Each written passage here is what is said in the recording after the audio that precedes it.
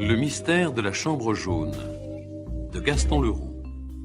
Adaptation Philippe de Rez. Avec Philippe Nicot dans le rôle de Rouletabille. Réalisation Jean-Jacques Vierne. Monsieur Darzac, puis-je vous demander quel est votre avis sur cette affaire? Hélas pour moi, le crime ne fait aucun doute. Ah, le crime, expliquez-vous. Les traces de doigts, les écorchures profondes sur le cou et la poitrine de Mathilde. C'est un affreux attentat. Un crime crapuleux. Oh, j'en ai bien peur, maître. Les experts médicaux affirment que les traces laissées sur Mathilde ont été faites par une seule et même main. Cette main dont l'empreinte ensanglantée reste là, sur le mur. Une main énorme, monsieur Rouletabille. Vous voyez, qui ne tiendrait certainement pas dans mon gant. Donc, pour vous, cette empreinte sanglante ne peut être en aucune façon l'empreinte de la main de Mathilde. Pourtant, en s'effondrant, elle aurait pu essayer de se retenir au mur et laisser traîner sa main. Je reconnais la valeur de l'argument, maître, mais quand nous avons relevé Mathilde, il n'y avait pas une goutte de sang sur ses mains. En ce cas, c'est elle qui a tiré avec le revolver du père Jacques? C'est plus que probable, oui. Et vous n'avez aucun soupçon? Non. Il faut vous dire, mon bon maître, que monsieur de Marquet nous a fait des cachotteries. Ah bon, qu'est-ce que vous voulez dire? En fait, l'instruction de l'affaire est bien plus avancée qu'il nous l'a fait croire. Et oui. Nous vous écoutons. Nous savons de façon certaine au moins deux choses de plus depuis que nous sommes ici. D'abord, nous avons la certitude que mademoiselle Stangerson s'est bien servie du revolver du père Jacques pour se défendre. Oui, mais ça, vous l'aviez déjà déduit, mon cher Rouletabille. C'est vrai, mais ce que nous n'avions pas trouvé, car le secret a été bien gardé, c'est la nature de l'arme qui a servi à frapper mademoiselle Stangerson. Un marteau. Un os de mouton. Quoi? Un os de mouton. L'os de mouton est l'arme habituelle de la pègre. Monsieur Rouletabille a raison. Un os de mouton énorme qu'on a retrouvé au pied du lit, encore rouge de sang. Le sang de Mathilde. Oh, c'est abominable, quelle horreur! Et puis pourquoi tout ce mystère autour d'un os de mouton, après tout, cette arme-là ou une autre? Allez donc savoir ce qui peut se passer dans une cervelle de juge d'instruction. En tout cas, ceux qui opèrent avec ce genre d'armes sont quand même de moins en moins nombreux à notre époque, heureusement. Mais peut-être le subtil monsieur de Marquet pense-t-il, en s'entourant de mystère et de silence, pouvoir faire une enquête discrète dans le milieu. Et qu'a-t-on fait de l'arme? Eh bien, monsieur de Marquet a fait porter l'os au laboratoire municipal de Paris. D'après une de ses réflexions, il croit qu'il s'agit d'un vieil os qui a déjà dû servir à quelques crimes. On devrait avoir beaucoup plus de moutons dans la police.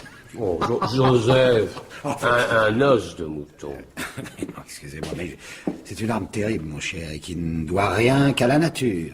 Bien en main, enfin je veux dire dans la main d'un assassin exercé, c'est une arme terrible, plus sûre et plus efficace qu'un marteau. Il a raison.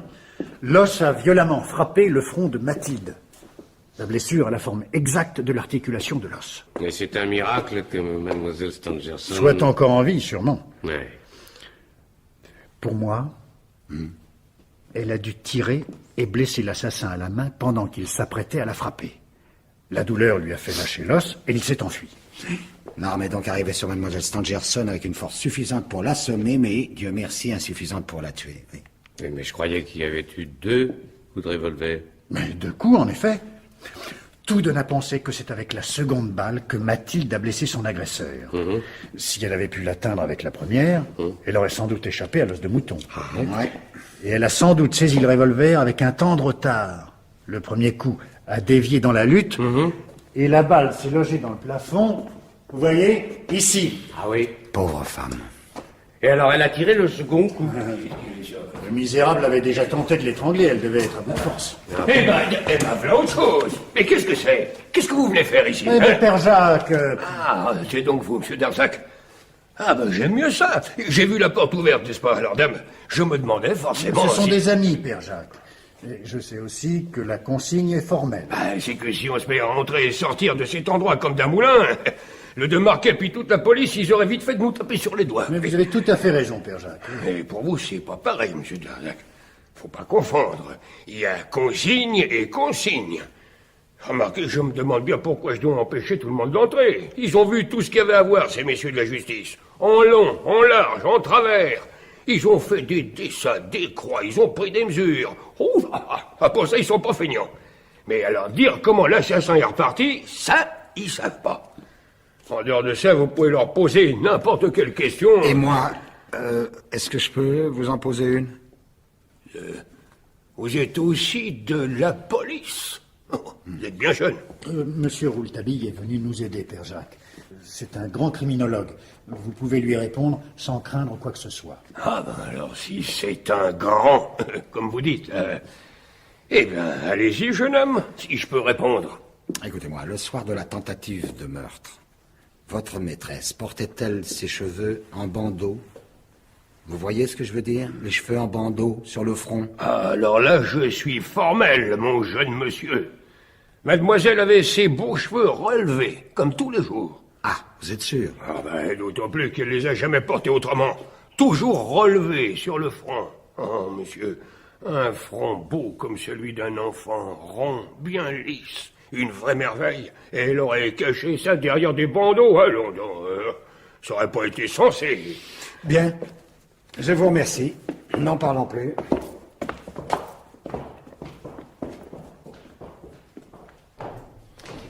Ah, dites-moi, cette porte-là, elle ne reste pas ouverte toute seule? Non, elle se referme avec un système automatique. Oui, il faut une clé pour l'ouvrir. À l'autre soir, bien sûr, il a fallu la défoncer. Bon, alors jetez un coup d'œil au vestibule. Alors, voyons un peu. Voilà la fenêtre par laquelle l'assassin s'est enfui. Ouais, enfin, ça, qui disent, hein, qui disent.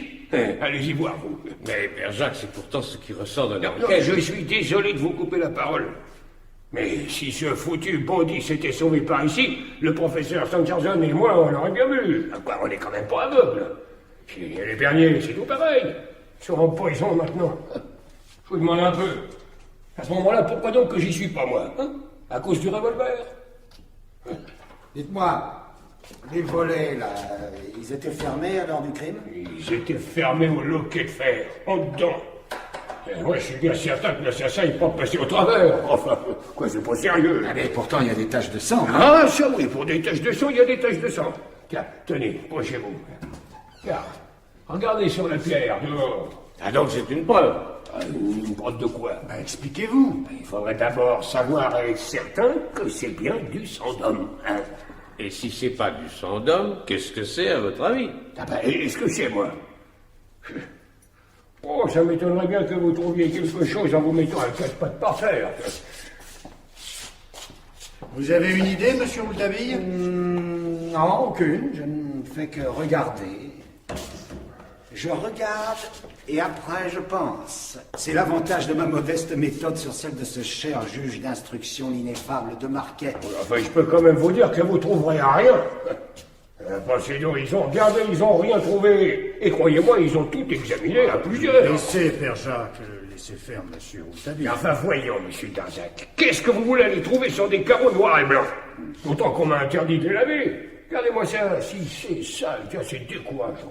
Père Jacques, on peut passer 10 fois devant un indice qui vous crève les yeux et pourtant on ne le voit pas. Enfin, en tout cas, jeune homme, dites-vous bien que le jour du...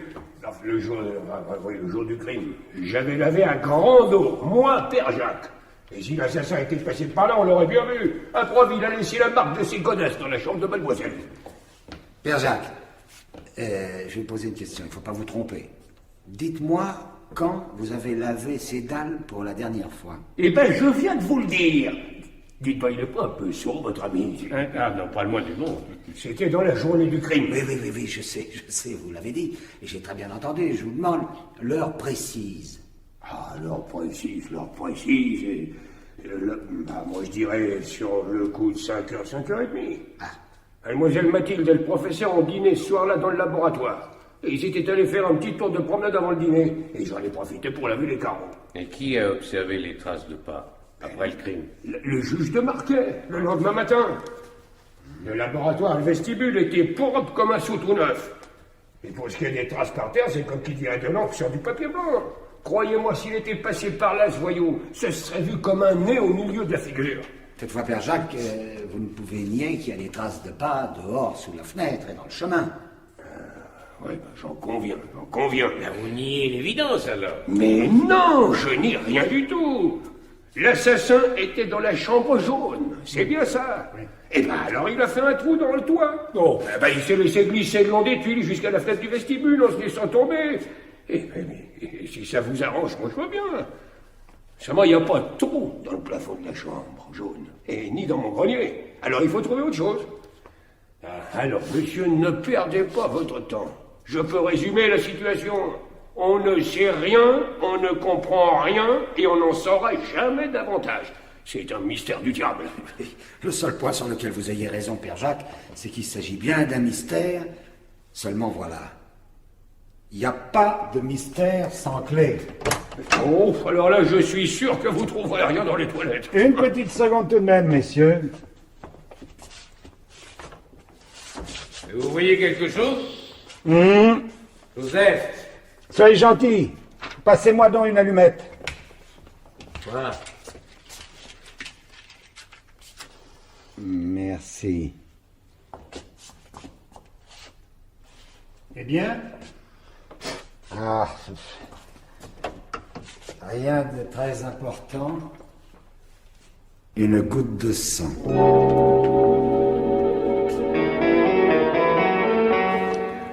Vous avez trouvé une goutte de sang dans les toilettes. Mais oui. Dites-moi, Père Jacques, quand vous avez lavé ce laboratoire et le vestibule, est-ce que la fenêtre du vestibule était ouverte?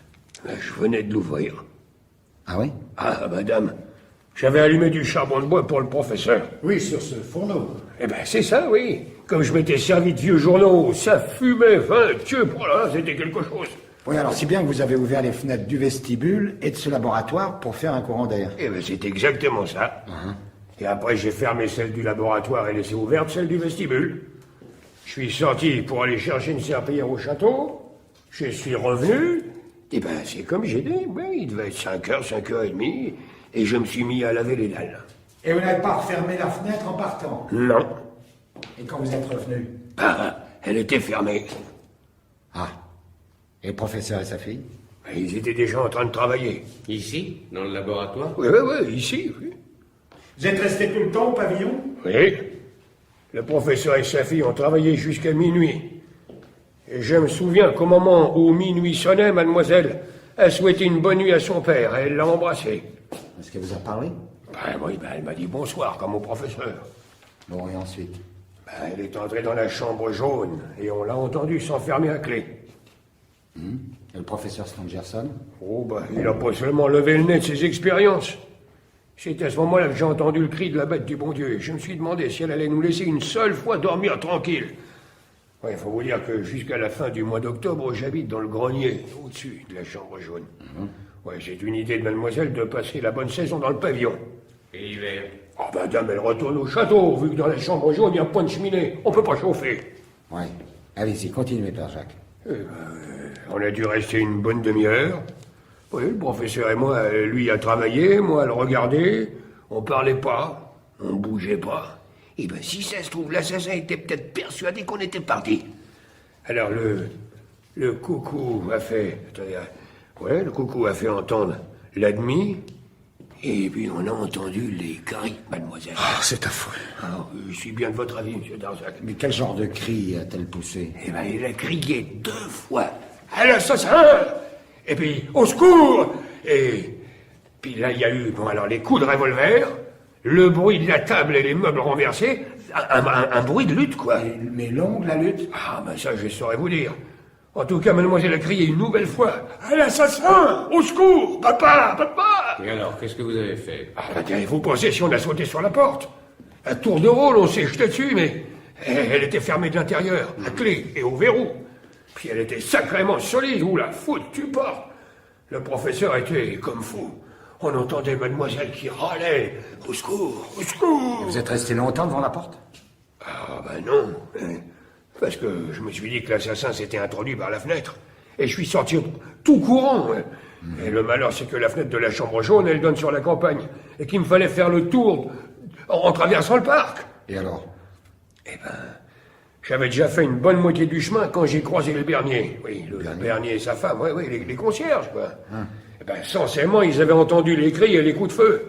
J'ai dit à Bernier d'aller rejoindre le professeur, et puis j'ai demandé à sa femme de m'accompagner pour ouvrir la grille. Père Jacques, je vais vous poser une question. C'est très important, hein, faites bien attention. Vous avez mis combien de temps pour faire le tour? Pas plus de 5 minutes. Et on s'y a trouvé devant la fenêtre de la chambre jaune. Et il y avait un sacré quart de lune. Ben, j'ai bien vu tout de suite qu'on n'avait pas touché à la fenêtre. Les barreaux étaient intacts et les volets fermés. Par le loquet, de l'intérieur. Enfin, non mais vous comprenez ça, vous? Mais d'emblée, non, mais enfin... oui, alors ensuite? Ben, quoi ensuite? Faut pas être bien sensible pour comprendre que l'assassin n'avait pas pu partir par là.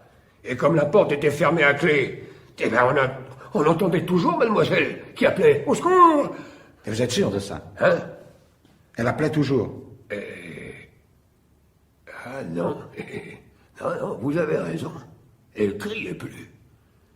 Et c'est d'ailleurs pour ça que j'ai pensé qu'elle était peut-être morte. Ouais, par contre, j'entendais les coups dans la porte. On est revenu au pavillon, la concierge et moi. Oui. Oui, Bernier, le professeur et moi, on a fini par avoir raison de la porte. Là, c'était pas joli, mon pauvre monsieur. Oh là, cette pauvre demoiselle, étendue par terre, en chemise de nuit. Et puis tout le désordre. Elle était pleine de sang. Ma pauvre Mathilde, mon Dieu. Alors, on voyait les marques terribles au cou.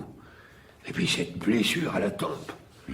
Le professeur s'est précipité en poussant un grand cri de désespoir. Bernier et moi, on cherchait l'assassin.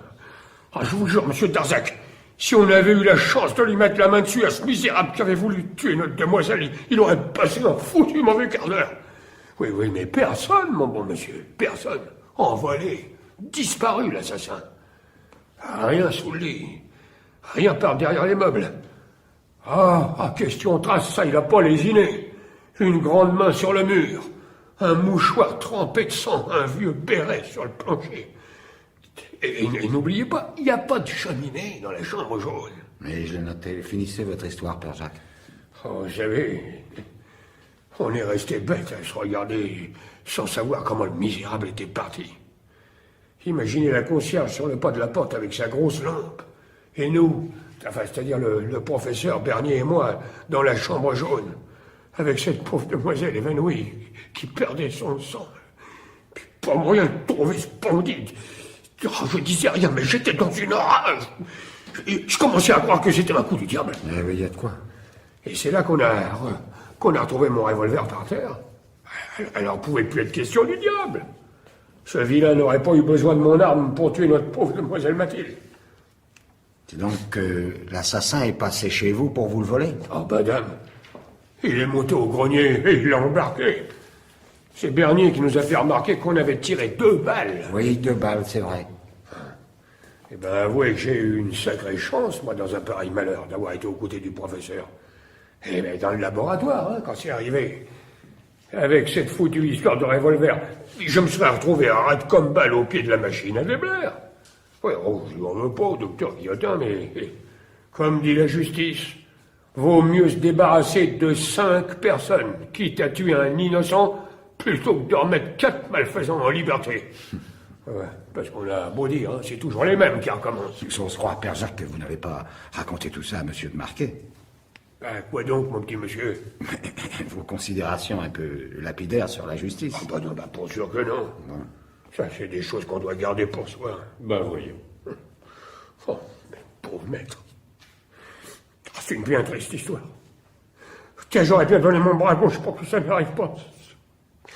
Quel malheur, ça. Nous comprenons, Père Jacques. Nous savons à quel point vous aimez les Stangerson. Vous leur êtes tout dévoué, c'est normal. Et cela part d'excellents sentiments.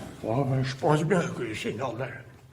C'est comme qui dirait mes bienfaiteurs, mon frère. En tout cas, merci pour nous avoir aidés à tenter d'éclaircir ce mystère. Oui. Hein? Merci. Allez. Monsieur Darzac, Oui, je vous écoute. m'autorisez-vous à commencer sérieusement cette enquête? Ah, je vous en prie. Sinclair, Oui. aidez-moi. Que dois-je faire? Nous allons d'abord passer en revue tout ce laboratoire.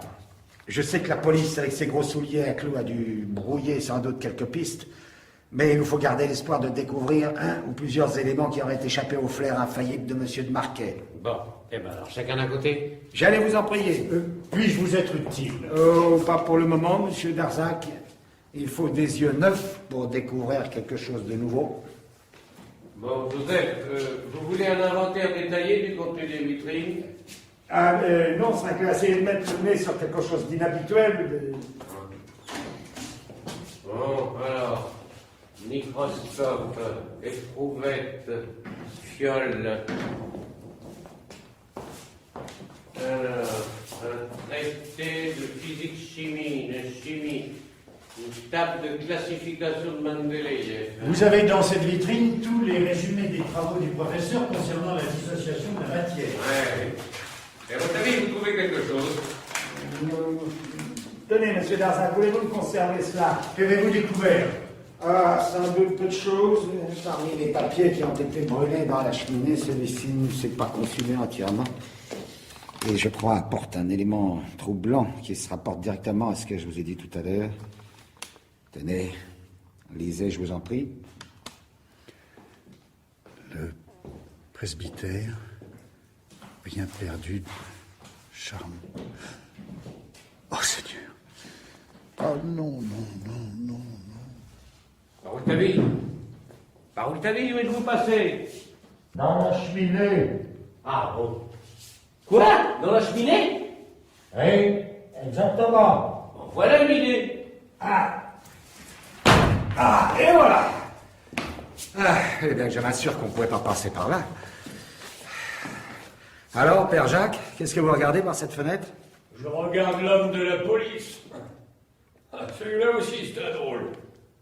Il arrête pas de faire le tour de l'étang. Encore un bon malin qui verra pas plus loin que les autres. Oh, croyez pas ça, Père Jacques. Si quelqu'un doit trouver l'assassin, ce sera Frédéric Larsan. Ah, vous me faites bien rire, tiens. Avant de retrouver votre assassin, faudrait peut-être mieux savoir comment on l'a perdu. Vous avez tout à fait raison, Père Jacques. Mais chaque chose en son temps, hein. Alors, fini pour le laboratoire de Saint-Clair? Ben oui, en ce qui me concerne, j'ai terminé, j'ai rien trouvé. Bon. Eh bien, il nous reste maintenant la chambre jaune. Alors nous y retournons. Oui, nous allons pousser cette porte derrière laquelle il s'est passé tant de choses. Tant de choses que nous ne pouvons pas encore expliquer.